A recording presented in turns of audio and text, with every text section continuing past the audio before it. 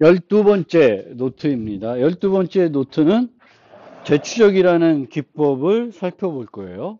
그 다음에 13번째 노트에서는 분기 한정법, 요걸 살펴본 건데, 둘이 비슷한 기법이에요. 비슷한 기법인데, 음, 그 전수조사를 조금 더 효과적으로 하는 방법이 대추적 분기 한정법입니다.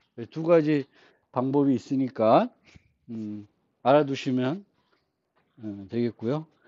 어쨌든 제가 늘 말씀드리지만 어려운 문제들을 만났을 때 기본은 전수조사하는 알고리즘을 짤 수 있어야 되는 거예요. 아까 봤던 웹판호 문제든 뭐든 간에 전수조사하는 건 짤 수 있어야 돼요. 근데 이 전수조사하는 걸 짤 수 있으면 그 다음에 여러 가지 그 전수조사하는 알고리즘을 개선하는 테크닉들이 있기 때문에 그걸 또 추가적으로 적용해 볼 수 있습니다. 그래서 이 대추적은 전수조사를 효과적으로 하는 방법인데 기본적인 생각은 배제할 것은 여러 가지 경우의 수를 다 조사해야 되는데 다 조사하지 말고 불필요한 거는 조사하지 말자라는 거예요. 그래서 조사해야 되는 경우의 수를 대폭 줄이게 되면은 효율적으로 우리가 답을 찾을 수 있지 않을까 이런 생각을 가지고 접근하는 게 대추적이 되겠습니다. 우리가 전수조사 할 때도 이 대추적이라는 기법을 모르더라도 많은 경우에 여러 가지 것들은 스스로 배제를 할 거예요. 얘는 말도 안 되는 경우니까 할 필요가 없다. 그럼 안 하는 거 되겠죠. 그런 것들을 이제 얘는 조금 더 체계적으로 한다. 이렇게 생각하시면 되겠습니다.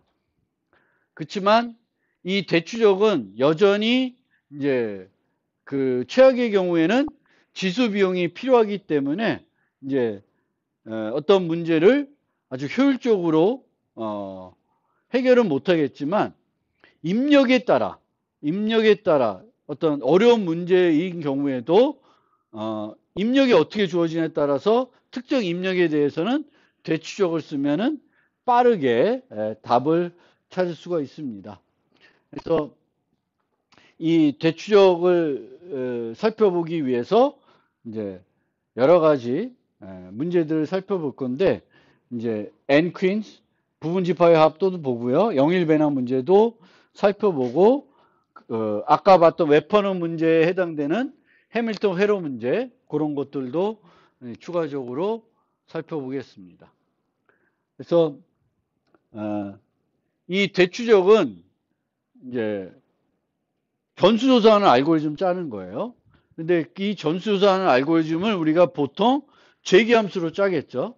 그러면 이 재기함수가 어떻게 동작하냐면 재기 호출 트리를 그렸을 때 이 재기 호출 트리를 DFS 하듯이 이제 DFS 검색을 하듯이 이제 검색이 이루어집니다.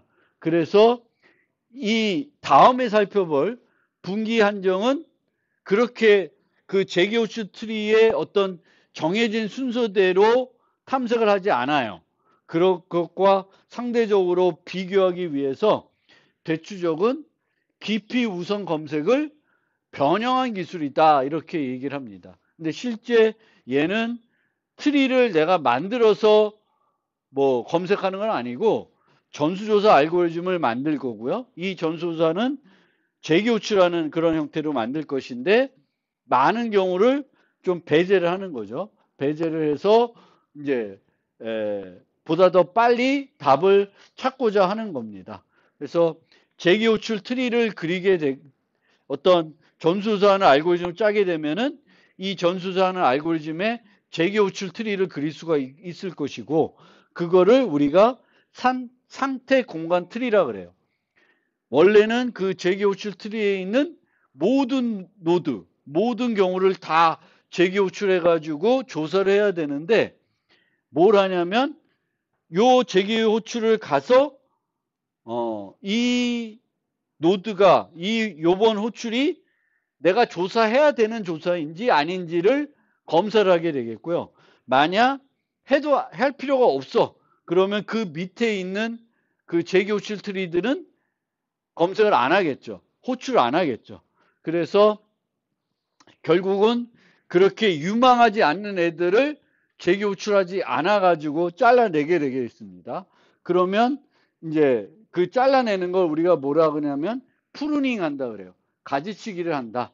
그래서 실제 이 대추적은 원래 상태 공간 트리가 있는데 그 상태 공간 트리 전체를 방문해 가지고 조사하는 게 아니라 가지를 친 상태 공간 트리에서 이제 조사를 해서 답을 찾는 그런 기법이 되겠습니다. 그래서 핵심은 요거에 있어요. 유망성 여부를 검사해야 되는데 어떤 조건문을 이용해서 검사를 해야 되겠죠. 그래서 얘를 어떻게 만들 것인가가 이제 핵심이 되겠죠. 배추적을 한다는 거는 내가 재기 호출했을 때 종료 조건 말고 어떤 일반적인 종료 조건 말고 또 다른 종료 조건을 추가하는 거죠. 종료 조건을 추가해서 이제 밑으로 많이 내려가는 거를 안 내려가게끔 하는 게 이제 대추적 기술이 되겠습니다. 그래서 알고리즘은 이런 식으로 이제 재기 호출로 체크 노드를 계속 부르게 되는데 이제 여기 보면은 얘가 들어갔을 때 프로미싱 한지 아닌지를 봐요. 프로미싱 하면 밑으로 가는 거고 안 하면 안 가는 거예요. 그래서 그런 식으로 이제 재기 호출 그 트리를 그 재기 함수를 만드는 게 이제 대추적 알고리즘이고요. 이렇게 만들 수도 있는데 이렇게 만들 수도 있어요. 요거와 요거의 차이는 뭐냐면은 얘는 가서 검사를 하는 거고 얘는 가서 검사를 하는 게 아니라 가기 전에 검사를 하는 거예요. 재기 호출하기 전에. 그렇게 되면은 조금 더 그 깊이가 줄어들 수가 있죠. 그래서 어느 시점에서 내가 유망한지를 검사하냐, 가서 검사를 하냐, 가기 전에 검사를 하냐, 그거는 구현하기에 따라서 다를 수가 있습니다. 그래서 그 차이가 있고요. 그러면 이제 대추적 얘기가 나올 때 이제 가장 많이 살펴보는 유명한 문제가 N 퀸스 문제예요. N 퀸스. 그래서 N 퀸스는 서양 체스에서 그 여왕말이 있는데 이 여왕말을 이 체스판에 배치하는 겁니다. 체스판은 원래 이렇게 8x8 공간으로 두게 되는데 이제 이 8x8을 줄일 수도 있고 늘릴 수도 있겠죠. 그래서 n제곱 공간에다가 n개의 여왕말을 놓는 거예요. 근데 이 여왕말은 어떻게 움직일 수 있냐면은 이제 상하 좌우로 갈 수도 있고 대각선으로도 갈 수 있어요. 한 번에 갈 수 있는 거죠. 그래서 배치를 n개를 하는데 서로 잡히지 않는 위치에다가 배치하는 게 이제 n 퀸스 문제입니다. 그러면 n개의 말을 n 곱하기 n 공간에 배치를 해야 되는 거죠. 그러면 실제 경우의 수는 요만큼이 돼요. 모든 경우를 조사한다. 근데 같은 행에는 못 놓죠. 여기 놨는데 또 여기다는 못 놔요. 그래서 한 행에는 하나만 놓을 수 있으니까 같은 에 위치할 수 없으니까 n 곱하기 n의 n승 정도가 되겠고요.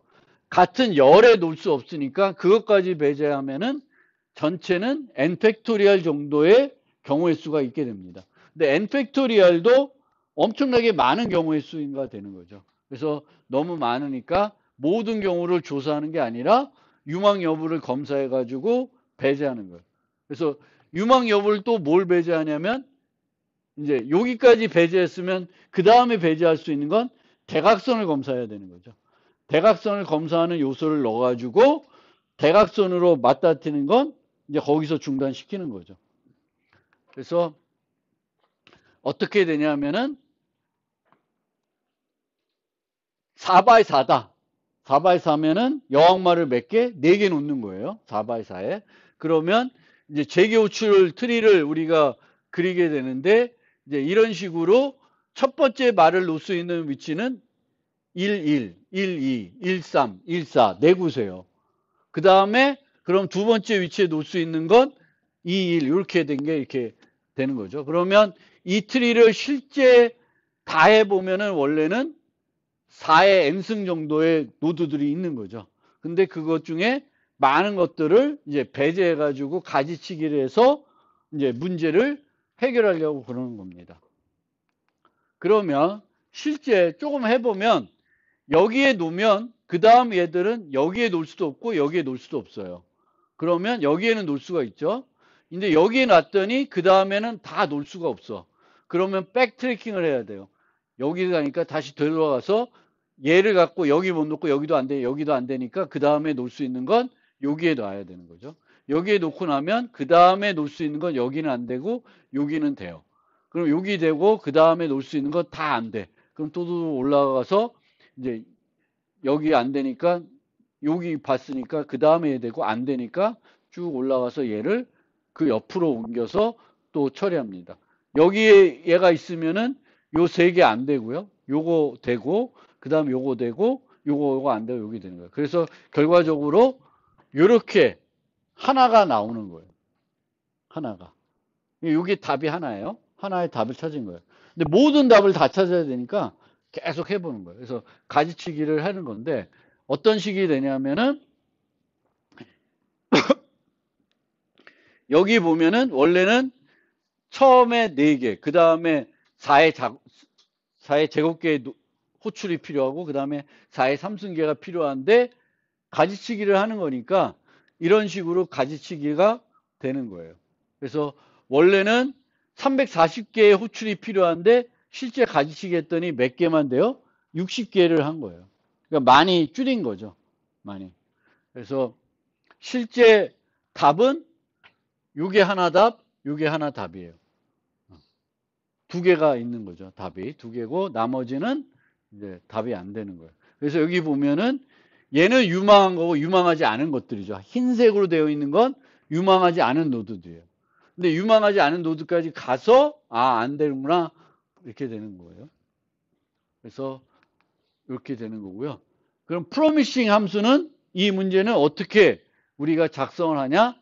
이제 맨 위부터 하나씩 배치해서 놓는 거예요. 하나 배치하고 그 다음 배치하고 이렇게 배치하는데 요 6번째 행에 이제 배치할 순서예요. 그럼 어떻게 되냐면 얘를 놨을 때 이 열에 요 열에 없어야 되죠. 행 검사는 안 해도 돼요. 그렇죠? 왜냐하면 행은 우리가 한 말을 놓을 때마다 매번 다음 행에 이렇게 놓고 있으니까 이제 행 검사는 안 하는데 뭘 해요? 열 검사를 해요. 그래서 기존에 1에서 5까지 쭉 오면서 1에서 5 있는 애랑 똑같은 열에 놨는지를 검사합니다. 열에 놨으면 이제 유망하지 않은 거니까 이제 그 밑으로는 안 가는 거죠.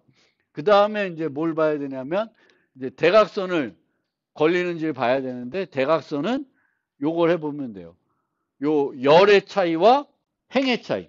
열의 차이와 행의 차이가 같으면 이제 대각선에 놓여 있는 거예요. 그래서 기존에 위에 놓았던 말하고 나하고 행 차이와 열 차이를 비교해 가지고 같으면 이제 대각선에 있는 거니까 빠져나오면 되는 거겠습니다.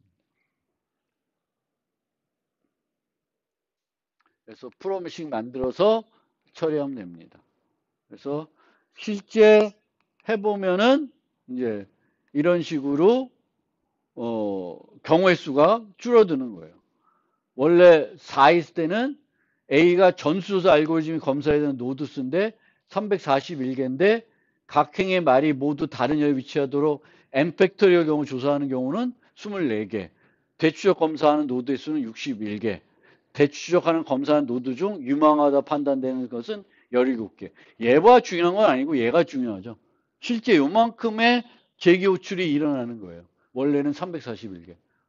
근데 조금만 높아져도 여전히 그 너무 많은 비용이 들기 때문에 답을 찾기는 어려울 수 있는데 개념적으로 대추적이라는 백트래킹이라는 기법은 이런 식으로 하는 거다. 전수조사 알고리즘을 작성하고 어떤 경우에 우리가 배제할 수 있는지를 찾아서 걔들을 배제해 가지고 조금 더 경우의 수를 줄이는 거예요. 대추적은. 그런데 이 대추적 알고리즘은 여전히 최악의 경우 지수 시간이 보통 필요해요.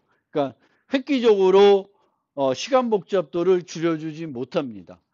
하지만 어떤 테스트 데이터에 대해서는 많은 걸 배제해 주기 때문에 효과적으로 해결을 할 수도 있습니다. 그러면 이제 모든 똑같은 문제를 대추적으로 해결하기에는 효과적이지 않을 수 있는데, 같은 문제라 하더라도 요번에 내가 해결해야 되는 요 테스트 데이터, 요 데이터는 에 대해서는 대추적이 효과적인 답을 줄 수 있다는 거예요. 그러면 그거를 우리가 조사해 보고, 조사해 봤더니 경우의 수가 몇 개 안 돼. 그러면 대추적으로 문제를 해결하는 거예요. 너무 많다? 그럼 포기하고 이제 못 푸는 거죠. 그러면 내가 실제 대추적을 했을 때 몇 개 정도 필요한지를 조금 빠르게 찾을 수 있는 방법이 없을까? 이제 그거를 고민하게 된 거고, 그걸 해주는 게 몬테칼로 알고리즘입니다. 그래서 몬테칼로 알고리즘은 뭘 해결하는 알고리즘이 아니라 대추적을 했을 때 기대되는 어떤 경우의 수, 조사하는 경우의 수를 이제 찾아주는 알고리즘이에요. 근데 얘는 실제 모든 경우의 수를 다 해보고 찾으면 그건 의미가 없죠. 뭐 지수 비용이 또 들 테니까 그건 아니고, 얘는 몬테칼로 알고리즘은 되게 효율적으로 빠르게 어느 정도의 경우의 수가 필요한지를 찾아줘야 돼요. 그래서 얘는 어떻게 하냐면은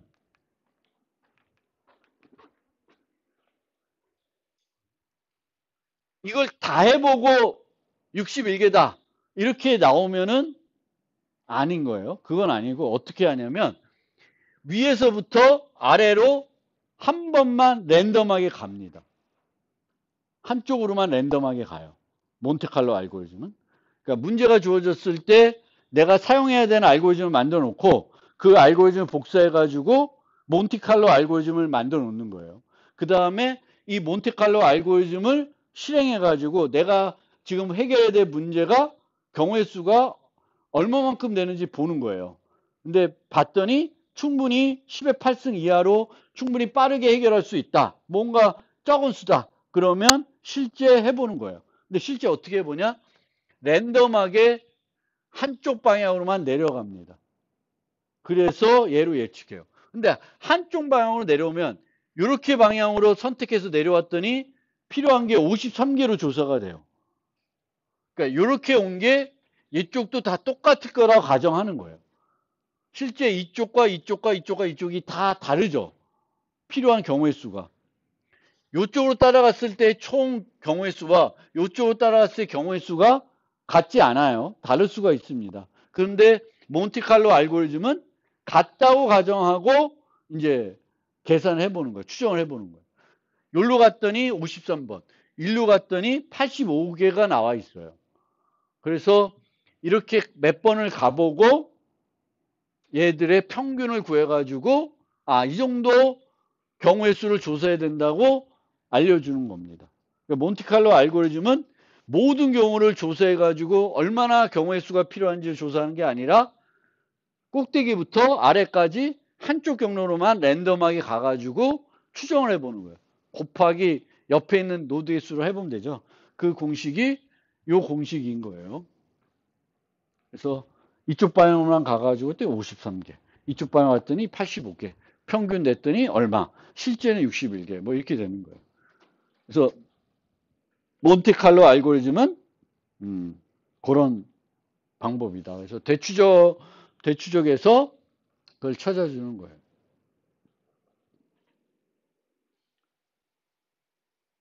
그 다음에 부분집합 합 문제.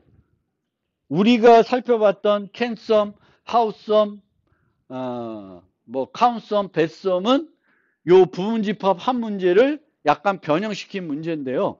실제 원래 오리지널 서브셋 썸 문제, 부분집합 합 문제는 원소의 개수들이 쭉 주어지면은 이 집합에 있는 애들을 한 번만 써가지고 목표값을 만들어야 되는 거예요. 목표값을. 그런데 이 부분집합 합 문제들은 여기에 이제 중복된 애들이 여러 번 올 수가 있죠.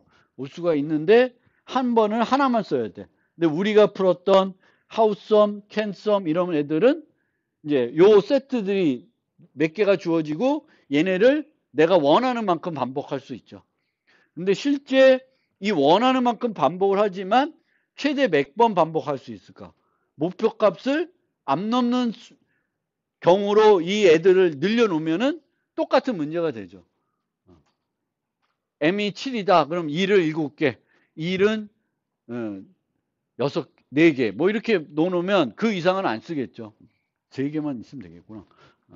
그래서 그게 이제 똑같은 문제인데요.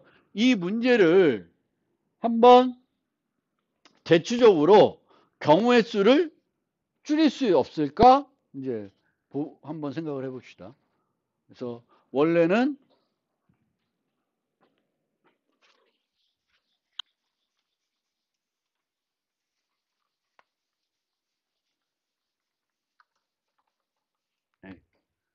이게 어떻게 얘를 어떻게 프로그래밍 부분집합하냐면 5를 첫 번째 노드부터 5를 넣는 경우, 안 넣는 경우, 그 다음에 6을 넣고 6을 안 넣는 경우, 6을 넣고 안 넣는 경우, 이렇게 해가지고 이렇게 이진트리 형태로 쭉 이제 내려오게 됩니다.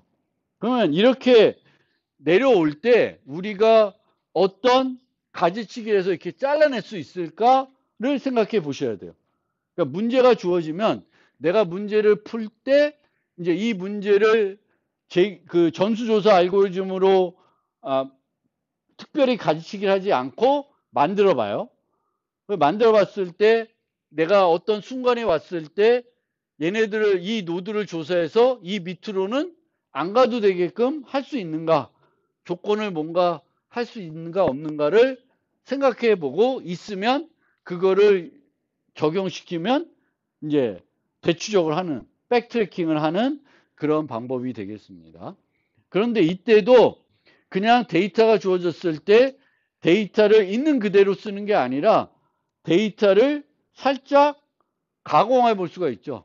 뭐 예를 들면 정렬을 한다든지. 그럼 정렬을 하면은 내림차순을 정렬하는 게 이 문제 가지치기 할 때 유리한지, 오름차순을 정렬하는 게 가지치기 할 때 유리한지, 이런 것들을 생각을 해봐야 돼요. 그러면 내림차순으로 만약 했다.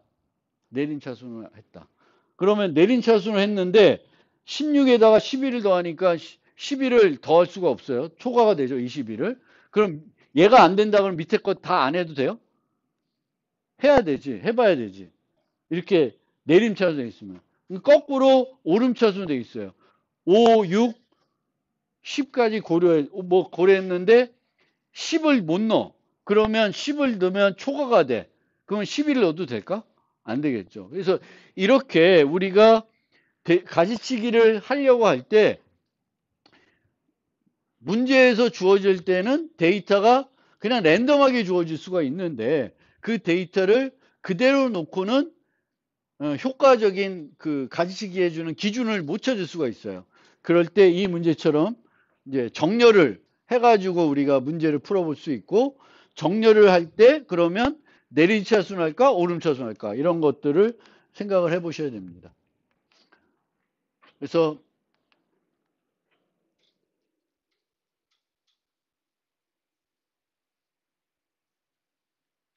이렇게 오름차순으로 정렬을 해가지고 하는데 여기에 또 뭘 사용하냐면 하나 더 뭘 사용하냐면 current total과 left total이라는 걸 남겨두는 거예요. 그러니까 left total은 이제 남은 애들 거, 내가 아직까지 고려한 애들의 합을 갖고 있는 거예요. 그러면 어떻게 되냐면 얘 두 개를 더했을 때 W가 안 돼. 그러면 밑에 거를 고려할 필요가 없게 되는 거죠. 그래서 current total, left total을 이용해 가지고 또 이제 그 가지치기를 여러 가지 해볼 수가 있습니다. 그래서 이런 문제들이 그 뭐 우리가 뭐 동적 프로그램이나 이런 다른 방법으로 풀 수도 있겠지만 전수조사를 할 경우에 전수조사라는 방법을 우리가 찾아내고 그 전수조사를 했을 때 그 전수조사해야 되는 모든 경우를 내가 다 해야 되냐? 다 할 필요가 없는 거죠. 그럼 어떻게 효과적으로 배제할 걸 배제할 수 있을까? 그 유망함수, 프로미싱 함수를 어떻게 어떤 조건을 만들 수 있을까? 그거에 대한 아이디어 싸움이 되겠죠, 대추적은. 그래서 여기 보면은 정렬을 할지 말지. 그 다음에 추가적으로 그 커런트 토털은 당연히 우리가 합계를 내가서 목표값에 도달하는지 살펴볼 테니까 계산해 갈 텐데 그것만 이용하는 게 아니라 랩 토털이라는 걸 우리가 계산해 볼 수가 있죠. 처음에는 커런트 토털은 빵이고 랩 토털은 얼마일까? 모든 애들을 다 더한 값이 되겠죠. 그러면 내려오면서 커런트 토털은 늘어날 수 있고 아니면 안 바뀔 수 있지만 랩 토털은 이제 하나씩 내려오면서 배제하게 되면 줄어들게 되겠죠. 그래서 이런 것들을 가지고 이제 가르치기를 하는 거예요. 그래서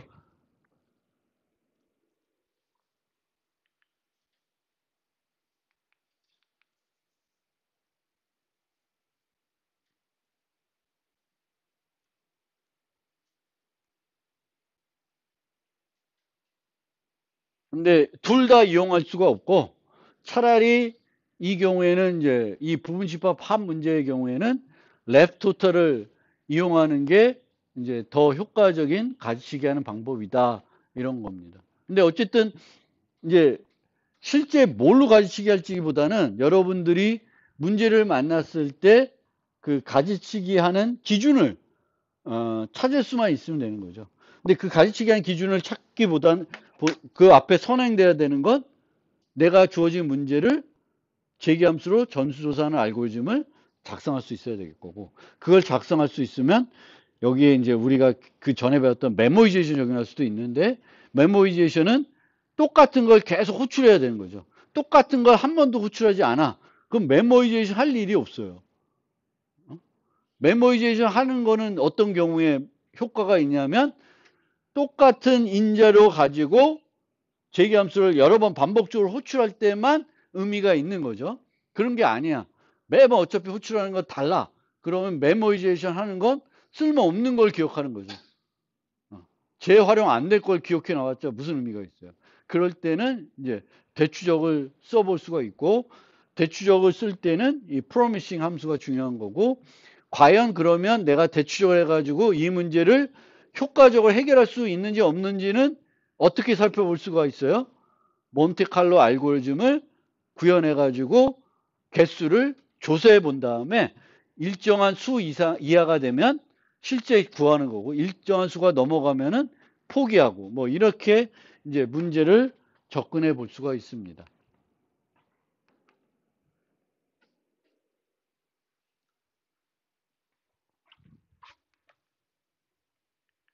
그 다음에 이 문제는 뭐 별거 아닌데 별거 아닌데 또 유명한 문제라 소개를 하면은 색칠하기 문제예요. 색칠하기. 그래서 지도 색칠하기. 그래서 인접한 노드는 똑같은 색으로 색칠을 안 하는 거예요. 똑같은 색으로. 그런데 내가 세 개의 색깔 줄 테니까 과연 이 그래프를 색칠할 수 있는지 없는지 인접한 노드는 같은 색깔이 안 되도록 색칠할 수 있는지 없는지를 이제 찾아주는 거예요. 그래서 이제 이 그래프를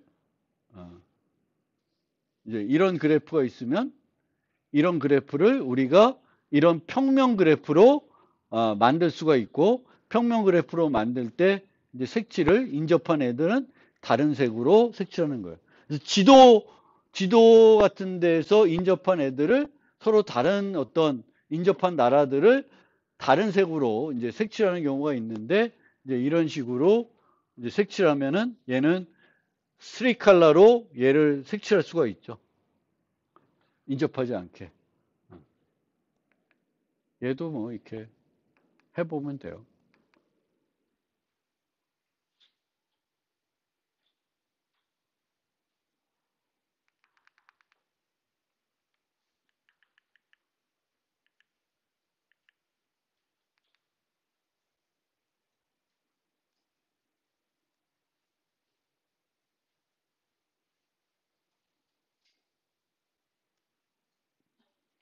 영일 배남 문제는 어떻게 대추적을 할 수 있을까요? 영일 배남 문제는.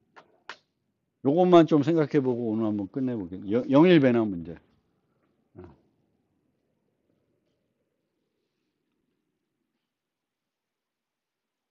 이제 우리가 이제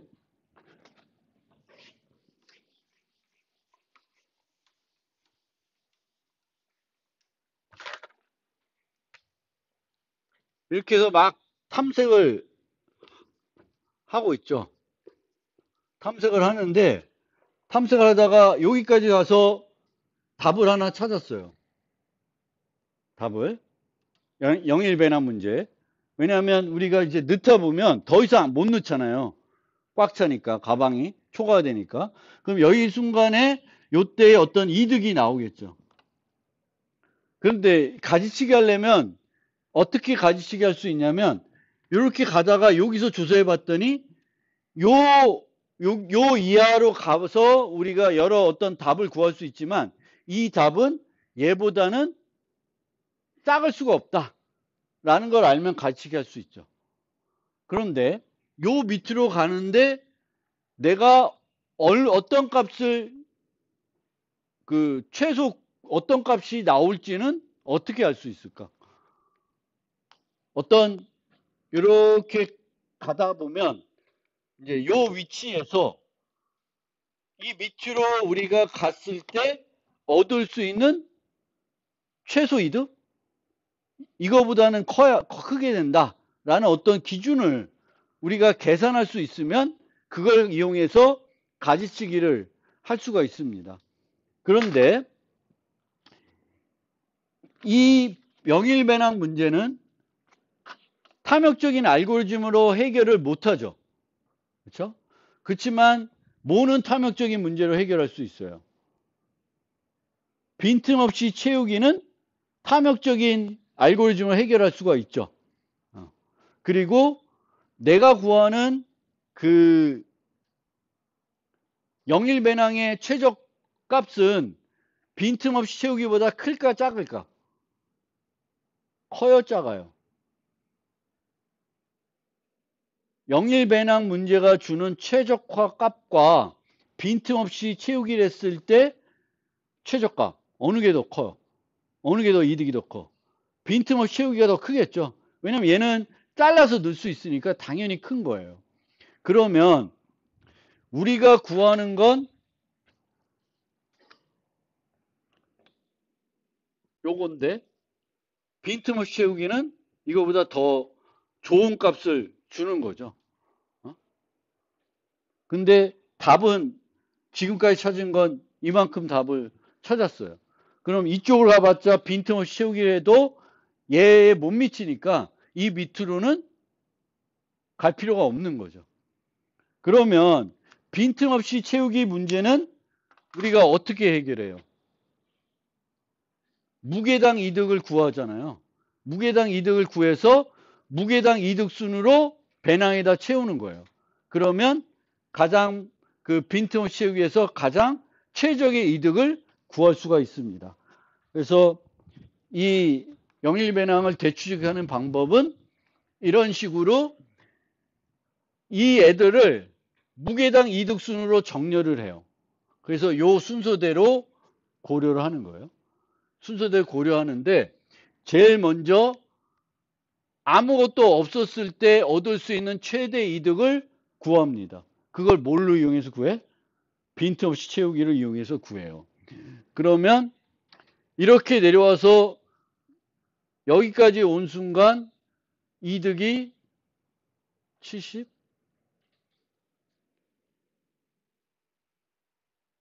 120이 안 되는 거죠. 얘는 안 되는 거. 72인데 여기 맞고 어디가 배제되나? 아, 요걸 봐야 되겠구나.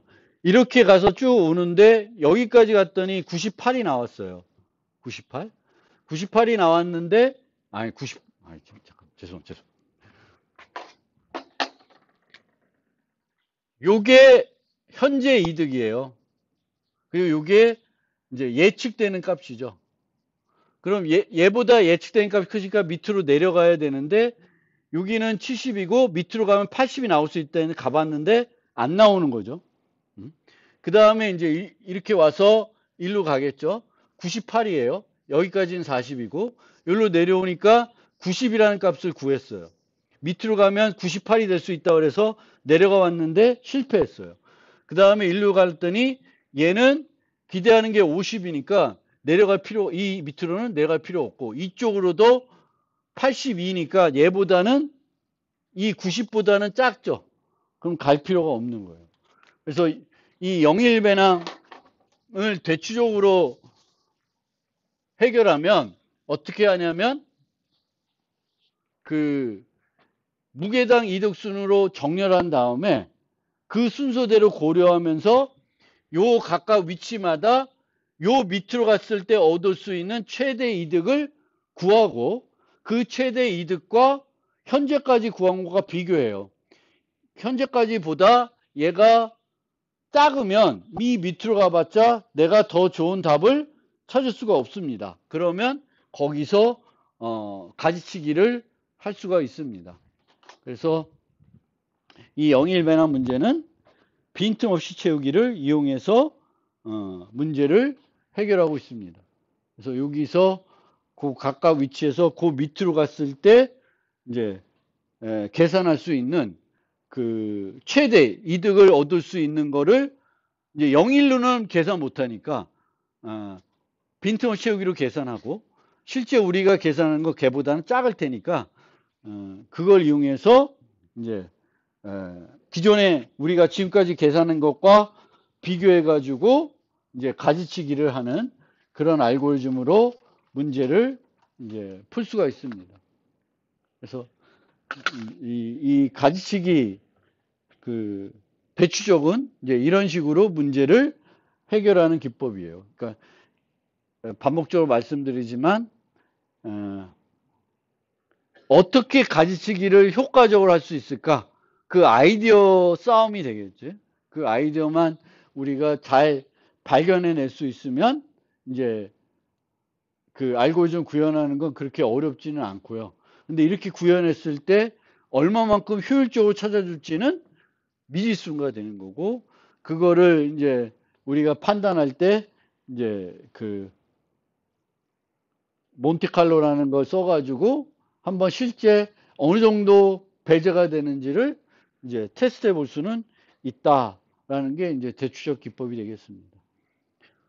그래서 오늘은 여기까지 대추적에 대한 기본적인 설명. 뭐 문제가 더 있긴 있는데 그거는 여러분 보시면 되겠고요. 기본적인 설명들은 드렸기 때문에 뭐 특별히 더 제가 꼭 설명드릴 내용은 아닌 것 같습니다. 여기까지 설명드리고